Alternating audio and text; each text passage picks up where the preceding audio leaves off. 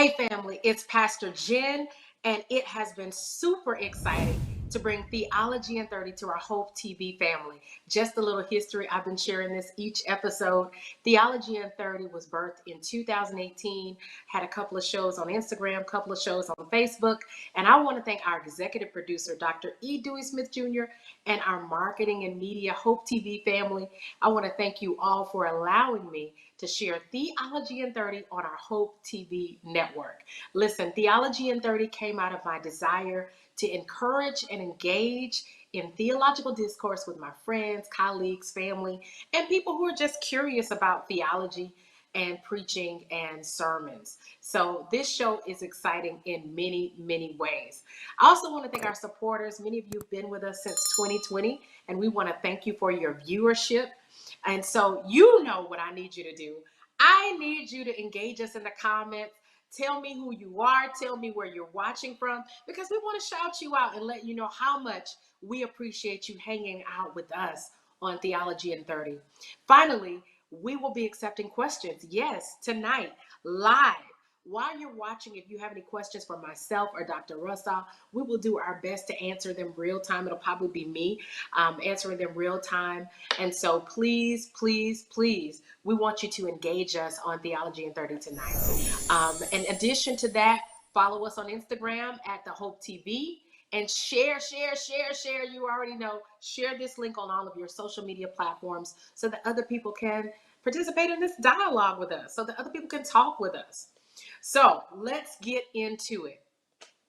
With so much controversy over critical race theory and the place of cultural interpretation in preaching and teaching, I think that preaching today, it must address the problems of racism and liminality in our culture and society.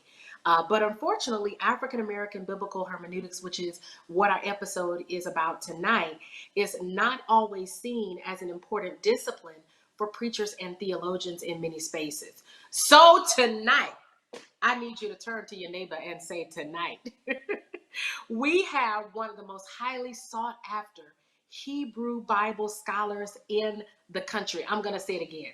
We have one of the most highly sought after Hebrew Bible scholars and just scholars in general in the country. We have with us Dr. Kimberly Russell. She's a Spelman sister. Shout out to all the Spelman women who are watching. Let me know if you're a Spelman woman. Let me know in the chat if you're watching. Dr. Russell holds a PhD in religion from Vanderbilt University. She's the author of Daughters in the Hebrew Bible, one of my favorites, and Revisiting Rahab. She holds a Master of Business Administration degree, which prepared her for a successful career in consumer marketing at Fortune 500 companies such as the Ford Motor Company, Nabisco Incorporated, and the Coca-Cola Company. But God led her in a different direction. She is named one of 6 Black women at the center of gravity in theological education. She's an ordained itinerant elder in the African Methodist Episcopal Church. She's an inductee into the prestigious Martin Luther King Jr. Collegium of Scholars at Morehouse College. She holds membership in many, many more professional organizations, including, I gotta say it, the Society of Biblical Literature, the American Academy of Religion, the Society for the Study of Black Religion, and the National Black, or rather MBA Association, the National Black MBA Association. So listen, I can go on and on and on, but I want to get her on so that she can talk to us and share with us tonight. On Theology in 30, we are blessed to have one of my mentors, my African American biblical hermeneutics professor last year. Join me in welcoming Dr. Kimberly Russell. Say hello to everybody tonight. Jennifer, if they invite me anywhere, I got to say I need 2 tickets because I need Jennifer Carner to introduce me. So Pastor Jennifer, thank you so much for the invitation. I'm excited to join you in this innovative work that you're doing with Theology in 30. When I received the invitation, I said, well, this is nice, but technically I'm a biblicist. I'm not a theologian. So it'll be interesting to see how our conversation evolves. And I'm looking forward to the different places that it might take us this evening. Absolutely. Absolutely. I want you to speak from your perspective as a biblicist. So let me start by saying I was already sold on the importance of, and for the purposes of this conversation, I'm going to say AABH, but we know that to be African American Biblical Hermeneutics, right? So Sounds I good. was already sold on the importance of AABH, but when you brought Randall C. Bailey to our Yeah. class, I was almost in tears. And a few of my classmates were almost in tears because after hearing him speak, I'm asking the question, what is Black preaching without AABH? Mm. Mm-hmm. Mm-hmm. So I want to Mm-hmm. hear you talk a little bit about what AABH does for preaching because you're a preacher. I've heard you preach. And and listen, you are somebody's preacher and a biblicist. So what in your method, in your preaching and your homiletical theory, what does Mm-hmm. AABH do for your preaching? Yeah. Um, so I think that the best way to answer that question is twofold. Yeah, on a very macro level, for me, I think things like African American biblical hermeneutics and womanist biblical interpretation as methodological approaches to in investigating the biblical text serve as wonderful companion partners for Black preaching. Yes. I, I think that biblical studies should serve as a pet companion for preaching, but absolutely African American biblical hermeneutics and womanist biblical interpretation should be in conversation or be dialogue partners with those who are particularly engaged in the work of Black preaching. That's A. Oh, Um, okay. no, keep going. Keep going. Oh, I thought you said hold on. Okay. And then my second point would be some of the presuppositions of African American biblical hermeneutics, I think, work well in the preaching moment and the preaching preparation. One, that we hold this text to be sacred, meaning that there is a group of people, a community that has decided that this book, these writings, are special, unique, and different for them as it relates to their faith life, their faith story. A. B. I see it's been my experience that many times when people come to the biblical text, especially those who consider that text to be sacred, they come looking to find themselves. And Mm, historically, those who have done the work of unraveling, exegeting, commenting on this sacred text have not come looking for the same thing because mm, they historically have not had the same shared experiences that those of us from the African diaspora have had. And so with that in mind, and then some, some particularities about my personal history, I think I come to the text or come to the work of investigating the text sensitive to or issues of power, issues of othering or marginalization, yes, Lisa. issues of Yes, justice that are relevant for my community. absolutely. You when you said othering, I almost jumped out of the screen. I almost knocked the iPad down because I'm thinking Lisa Thompson. And I'm Yes, yes, yes, yes. Yeah, this whole idea of othering shows up in so many places and spaces. Why not in our sermons? Let's talk about it. Yeah, So yeah. there may be some newbies. There may be some newbies watching who want to know what is African American biblical hermeneutics. So I know because I got the syllabus, but you tell us in just one short Sure. summation, what is AABH? Sure. So if I were to sum it up in what's it, when you talk about the elevator speech, African American biblical hermeneutics is that form or that approach to biblical exegesis or biblical interpretation or investigation that takes seriously the concerns of Black people, those of the African diaspora. Methodologically, different exegetical methods are deployed in order to do this work. But at the center of it all is something that has to do with Black people. That's what's Love it. driving the work.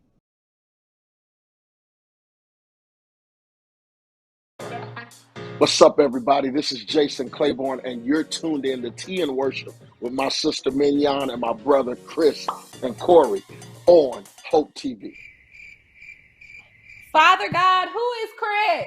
Did I make up a name? He said 3 hoes. He said 3 people. Chris, what is it, Chris? Chris.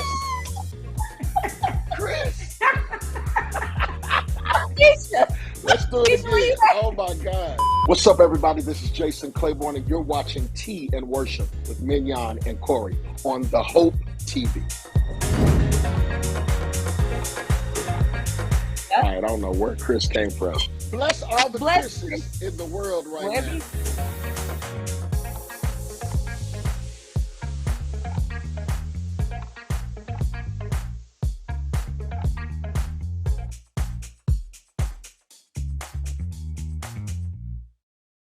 Severe weather can strike anytime, anywhere, but there's a simple way to stay safe.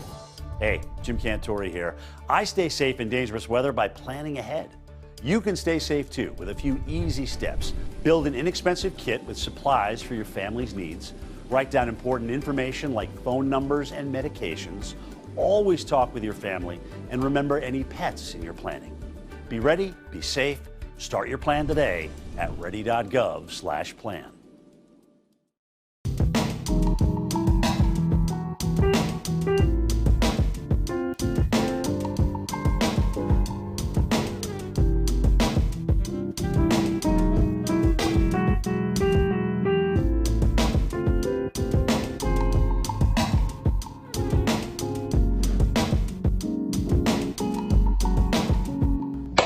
Now let's cook.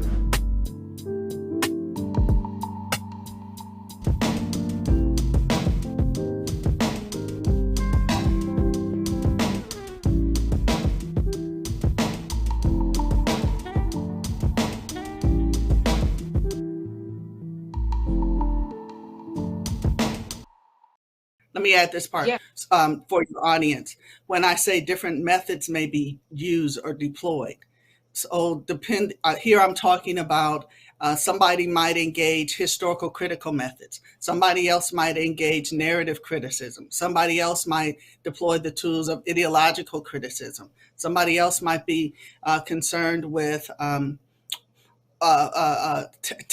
issues of the issues of rhetoric and how the words and phrases and symbols and images that the biblical writer chooses to use are done so in order to persuade the reader in a particular way. Yeah.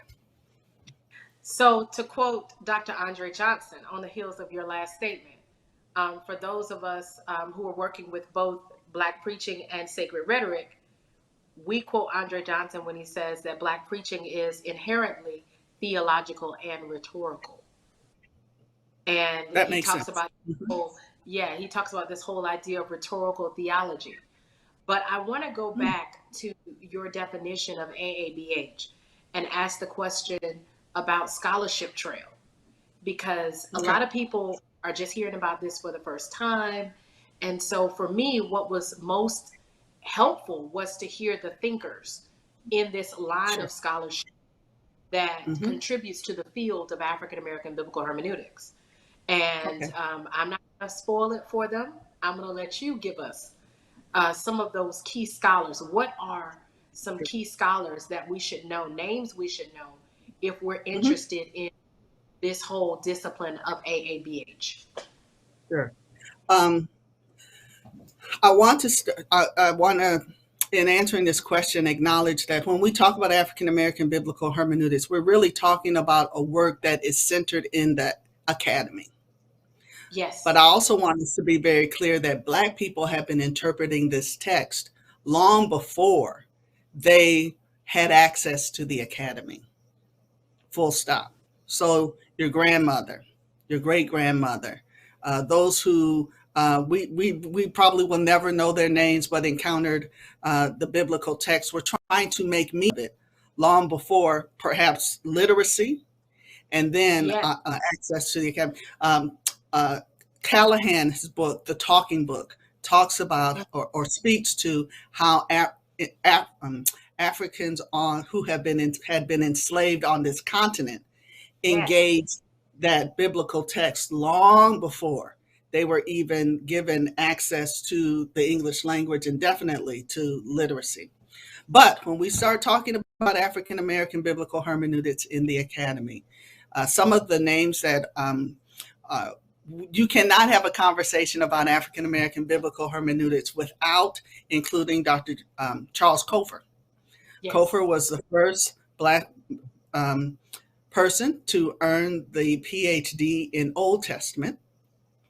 And Cofer's project was all about identifying Black presence in the Bible.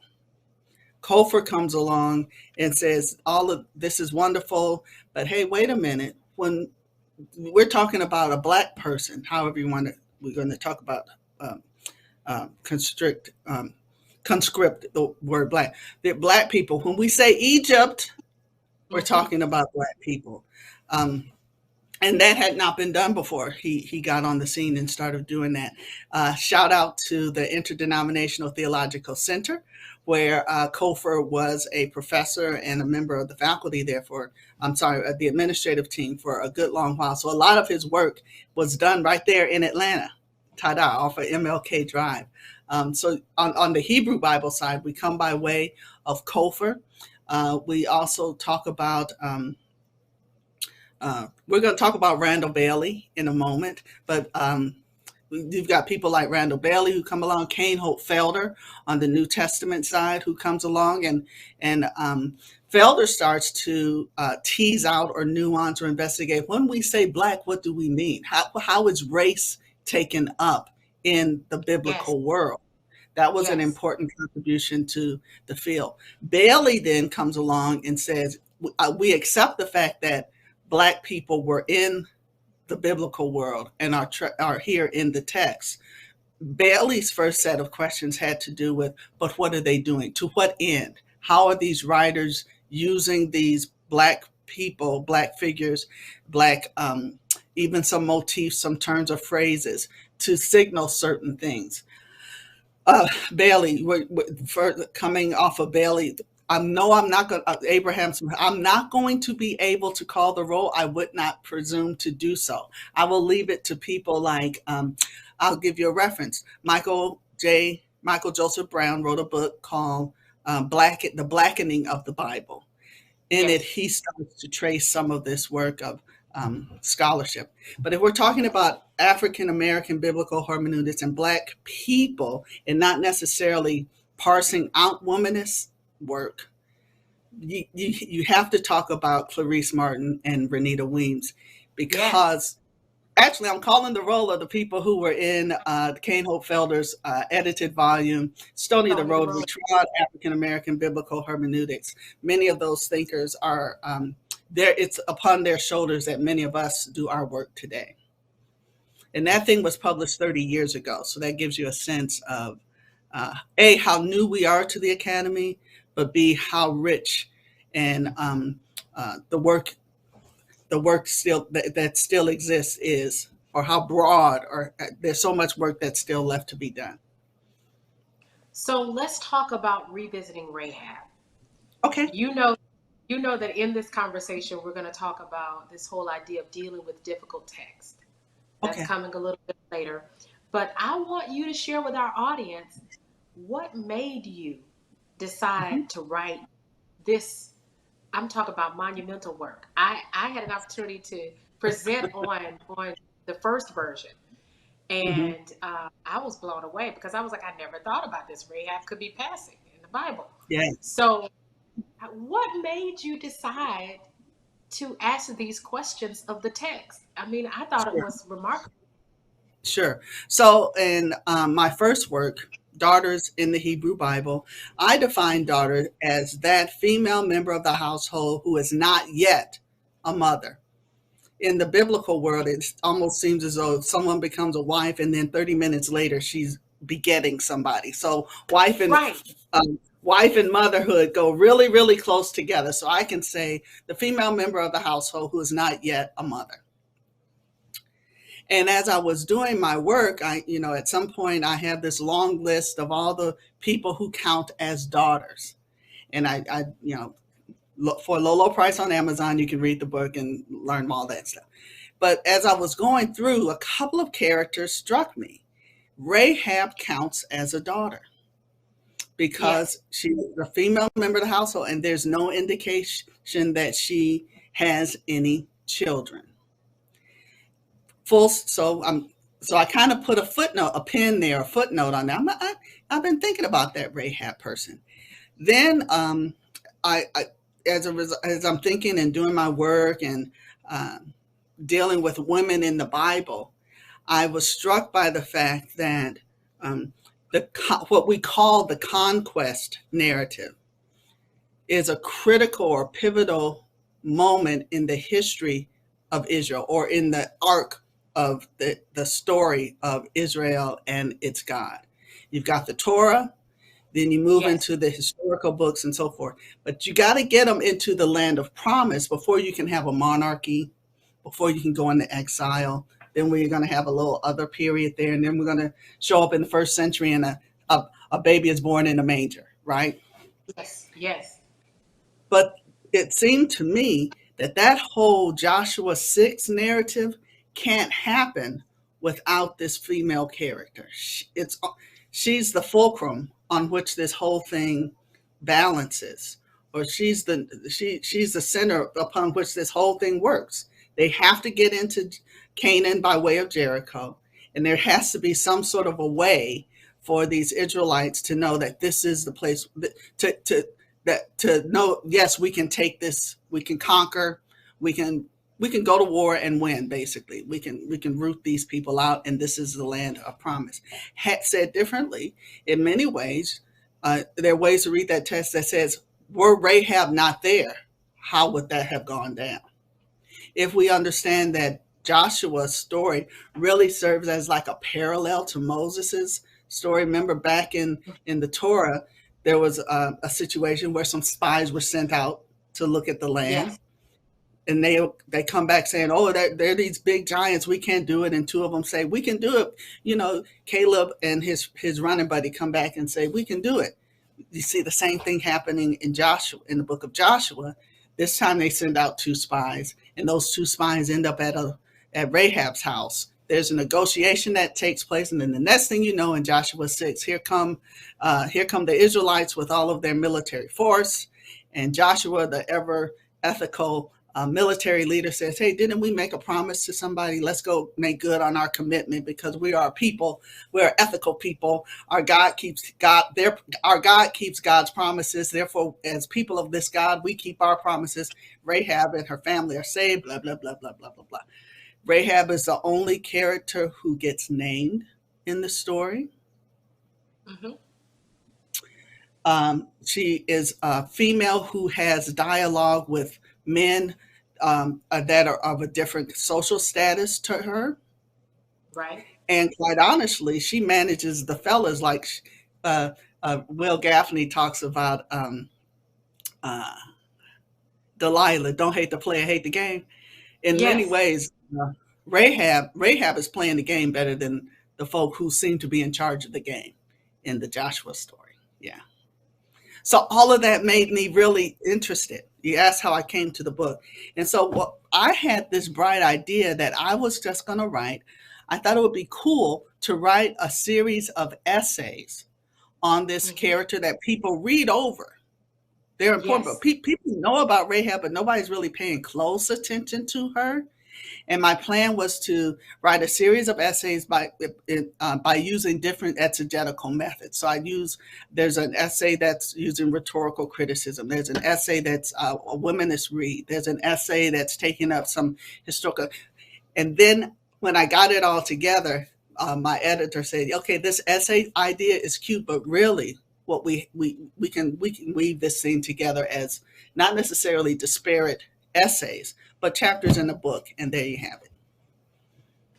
So I can't add anything to that. I'm not going to try.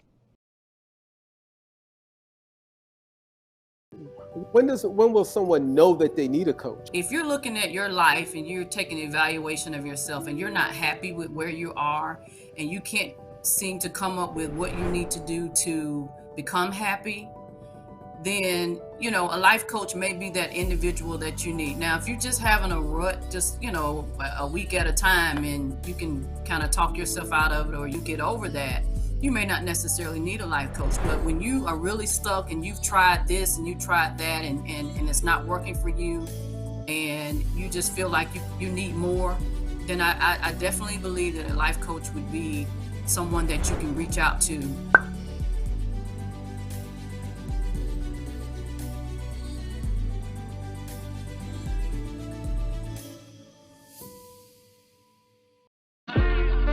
In the society that we were brought up in, it's very hard on little black boys. You have to navigate feelings and emotions so the world don't get you. Sometimes when I cry, I won't know how I'm feeling or why I'm crying. I just grew up never feeling like it was okay to cry. Yeah. And so he really forced me to have to reconnect with the kid that didn't get to cry. That's beautiful. We don't cry. We gon' take our piece of the You know, I was one of those Baptist babies born on the pew who remember songs like, "So forget about yourself, concentrate on him and worship him."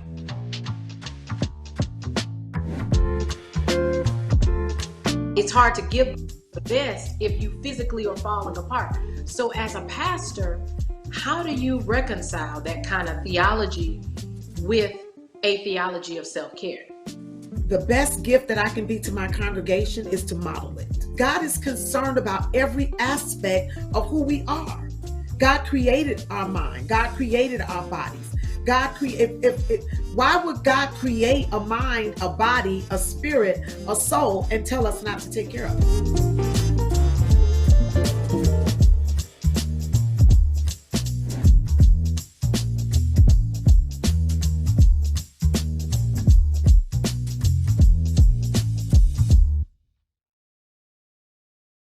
What I walked away from in reading, revisiting Rahab, and also reading The Daughters is that there is some biblical interpretive work that happens, especially when you're dealing with these texts, like you said, women, women who are not yet mothers, how you came up with the whole concept of the daughter in the biblical text.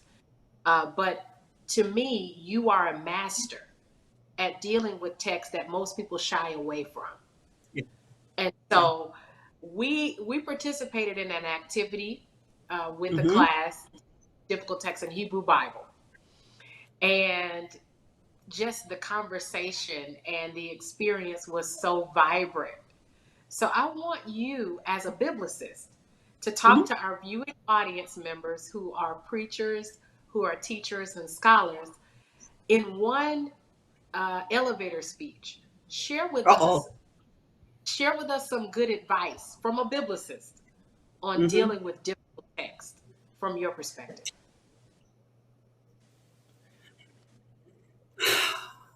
So I think a couple of things. We're using the term difficult text, but I want to nuance that and say unpopular text, because for me, one way to get at this is to approach this work with some ground shared understandings. My major shared understanding or presupposition going into this work is the text is sacred because the community has decided that the text is sacred. But that does not mean that the text is always set up for my well-being or healthy or espousing principles or concerns that work for me or members of my community. Quick case in point. When one child's life is in danger, you find a ram in the bush. But over in Judges, when the daughter's life, Jephthah's daughter, is put up for sacrifice, there is no ram in the bush. And so as a young woman sitting in the pews, let alone in the pulpit, how do I wrestle with when a boy's life is, when the son is in danger, there's a solution so the son doesn't die. But when the daughter's in danger, almost identical stories. When the daughter's in danger, there's not that same sort of resolution. How do I make that okay? I can't. How do I make Numbers 12 okay? When both Aaron and Miriam say, hey, Moses, you can delegate some of this work to us. We've got leadership skills too. We can do some of this. Right. Why is it that they speak in unison, but it's only Miriam who is punished? That doesn't seem to be okay. And then to me, the story even plays out or demonstrates her value to the Israelite community as a leader, in that the text says the people don't leave until Miriam returns to the camp. As if to say, we're not going until Miriam can come. She's that important to us. But that text by itself is not okay. It's sending messages on various levels that are harmful, can be harmful to certain listeners. And so if when I approach it that way, then that gives me permission oftentimes to read against the text. We're talking about the genealogy or something, the scholars who've come before us. I remember one time I was in Nashville and I was at Ray of Hope Church, and Reverend Dr. Renita Weems was preaching. And I cannot even remember the text she was preaching, but she starts out by saying, I wish this wasn't in the Bible. Mm-hmm. When I tell you those people were dumbfounded, and I said, you're absolutely right, because what she was getting at is we expect only good stories. We expect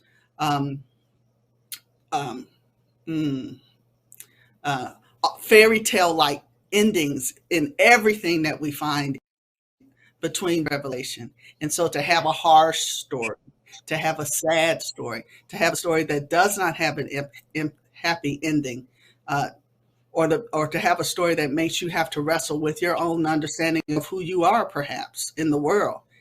Weems gave us permission to say, you know what? You're right. There's something that's not sitting right with us about this. Let's go look at it now. And so those sorts of things help me have the liberty or the freedom or the permission to do the work of interrogating the text. And that's a lot of times when you interrogate an unpopular text or an unpopular treatment of the text, that's where it becomes a challenge, in that it's going to create some dissonance for the for the hearer initially. But I believe that there's always something important that Spirit is showing us that we need to see, that maybe we need to be doing different. I am beyond enthusiastic that Dr. Erica Dunbar's book, Trafficking Hadassah, is now available, in which she really reads the Esther story as sex trafficking. And given the modern day concerns that we have, not right now, her encouraging us to look at this story differently should literally and figuratively set some people free. So this is my least favorite moment on Theology in 30. Uh-oh. We have actually exceeded the 30-minute mark. We're at the end of the show. But there's something I have to say on the heels of what you just shared. It sounds to me that what you're saying is the text may be unpopular, but God still has something to say through it. Yes, I agree with that. Even if you as the preacher, or in some situations the rhetor, if you are having to read against the text, that's still an interpretive move, right? Yeah, it's absolutely an interpretive move.